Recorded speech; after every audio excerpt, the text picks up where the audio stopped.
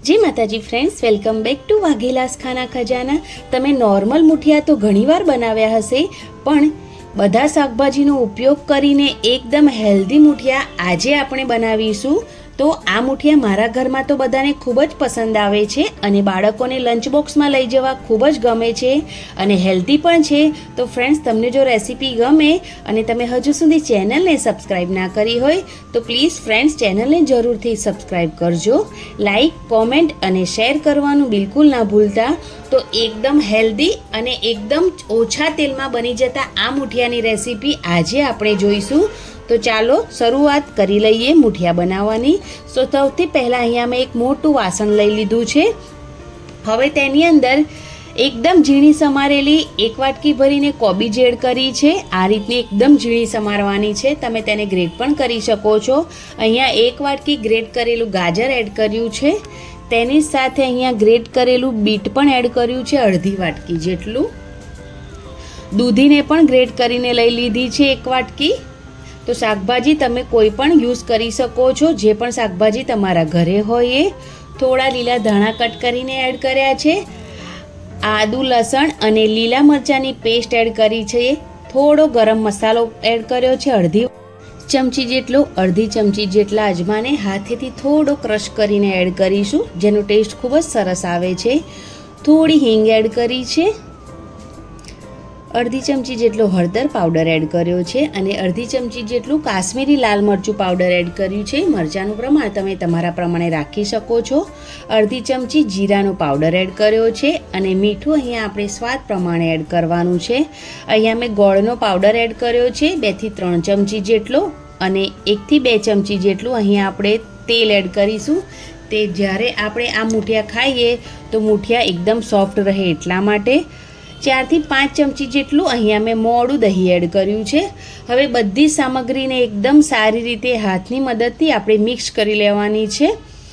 તો અહીંયા તમે ગોળની જગ્યાએ ખાંડનો પણ ઉપયોગ કરી શકો છો, પણ ખાંડ દરેલી જે આવે તેનો ઉપયોગ કરવાનો। ખાંડને મિક્સર જારમાં એડ કરી અને થોડી પીસી લેવાની અને પીસેલી ખાંડ એડ કરવાની।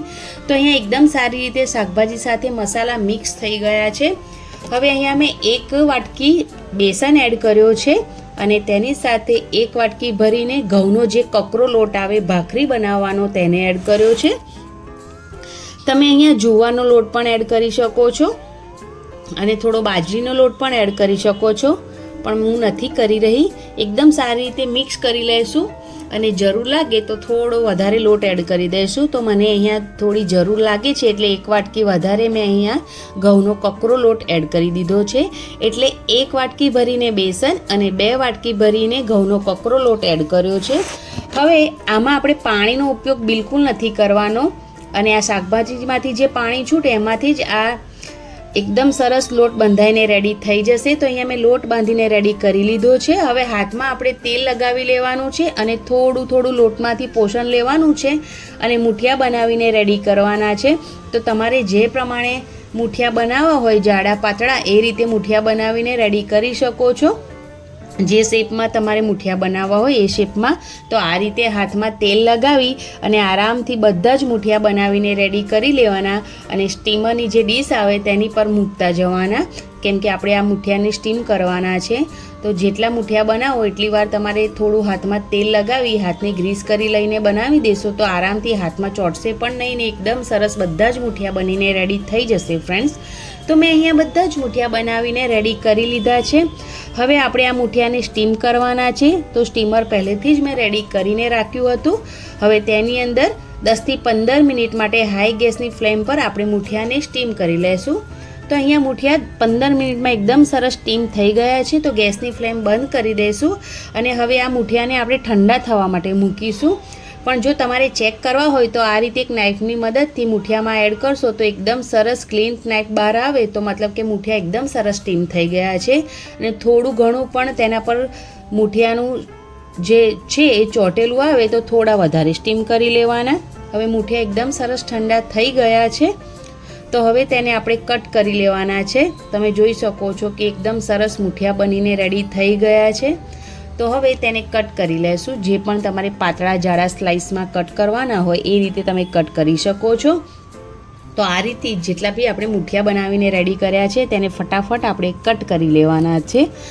તો આરામથી કટ થઈ જાય છે. અને ફ્રેન્ડ્સ, આપણે જ્યાં મુઠિયા બનાવ્યા છે તેમાં બહુ બધા શાકભાજીનો ઉપયોગ કર્યો છે અને એકદમ હેલ્ધી આપણે આ મુઠિયા બનાવીને રેડી કર્યા છે. બાળકો આમ તો શાકભાજી નહીં ખાય, પણ જો તમે આ રીતે આવા મુઠિયામાં શાકભાજી એડ કરીને બનાવીને આપશો તો બાળકો પણ ખાઈ લેશે અને બાળકોને ખૂબ જ પસંદ આવે છે આ મુઠિયા.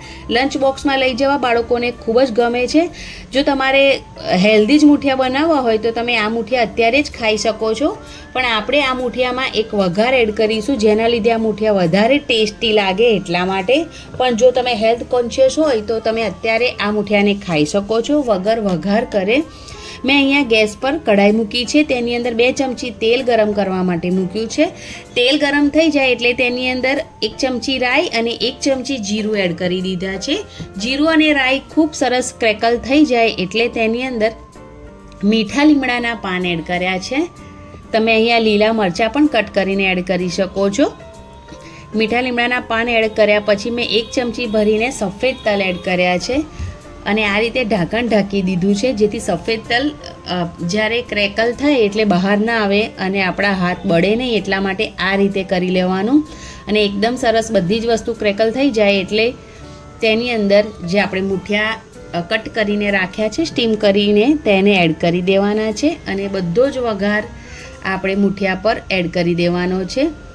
તો મુઠિયા પર ખૂબ સરસ રીતે આ રીતે આપણે ચલાવીને બધો જે વઘાર છે તેને કોટ કરી લેશું અને 1 થી 2 મિનિટ માટે આપણે વઘાર સાથે મુઠિયાને થોડા કૂક થવા દેવાના છે જેથી મુઠિયા પર એકદમ સરસ વઘાર કોટ થઈ જાય એટલા માટે.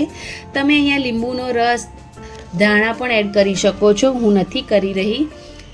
આપણે અંદર દહીં ઉમેર્યું છે એટલે મેં અહીંયા બહાર લીંબુનો રસ નથી એડ કર્યો અને ગોળ પણ એડ કર્યો છે. તો હવે વઘાર એકદમ સરસ કોટ થઈ ગયો છે અને 1 થી 2 મિનિટ માટે મુઠિયાને ચલાવતા રહ્યા છે. તો મુઠિયા રેડી થઈ ગયા છે તો તેને સર્વ કરી રહીએ ફ્રેન્ડ્સ.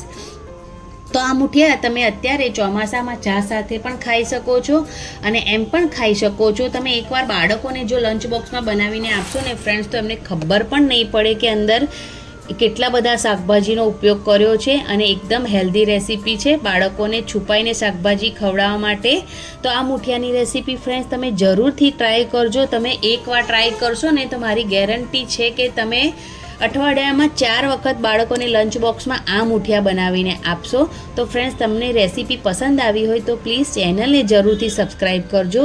વિડીયો જોતાં પહેલાં એક લાઇક જરૂરથી કરજો. ફ્રેન્ડ્સ અને ફેમિલી મેમ્બરમાં આ વિડીયોને વધારે શેર જરૂરથી કરજો ફ્રેન્ડ્સ.